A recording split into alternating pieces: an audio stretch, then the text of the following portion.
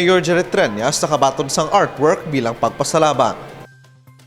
Nakugi ng suporta sang mag-asawa, Mayor Janet Treñas kag First Lady Rosalie Sarabia Treñas sa mga Ilonggo visual artist kasubong ni Roland Villarena nga naghatag sang artwork bilang pagpasalamat. Ginpakigbain ni Roland kung paano siya nag-umpisa sa patag sang visual arts. Ginpurso ko akong pagiging artist in spite nga nag-aling ko sa eskwela ko architecture. Pero ano ko gid nga mag-artist kaya man ang handom ko kagusto ko sa bata pa ko. So ari opportunity nga ginatag ni Mayor pag ni Ma'am Rosalie nga buligan ng mga artist. So ano ko gid sa nga sigion. Iyaman ginsaysay kung paano siya una nga nabuligan ni First Lady Rosalie Treñas. Ang siguro nakilala ako sa mga art exhibits kag sa mga friend ko man. And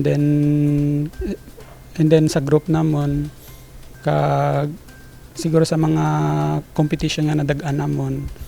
So dito ako nakilala. So amo to dayon approach sa akon nga nag-collect siya sang artworks and then nag-istorya sa akon si Ma'am Rosalie nga sa art ko bla nga nanamian sa so naging sige-sige ko sa obra and then dito ako ano nga buligan nga anuan ko sa akon art suportaran sa amon art. Iyaman ginpatpat kung ano ang inspirasyon sa pag-obra sang artwork nga iya ginhatag sa alkalde. Ang una ko mga artworks is from old houses, mga ancestral houses. And then ano ko siya nga to abstract kay do dira pagig ko nalipay kag naging free akon balatyagon. And then ang tong works ko nga ano kay Ma'am Rosalie is about to sa biblical about sa Bible nga the creation of man.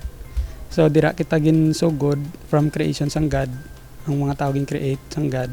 So dira ko ano ako nga mga artworks nga abstract siya pero may story siya bla about sa creation.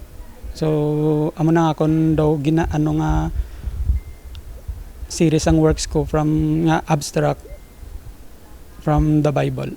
Si Villarena ang isa lamang sa madamo nga nabuligan sang alkalde kag sang First Lady nga matuman ang ilang mga handom. Kevin Patrick Casipe para sa Level Up Patrol.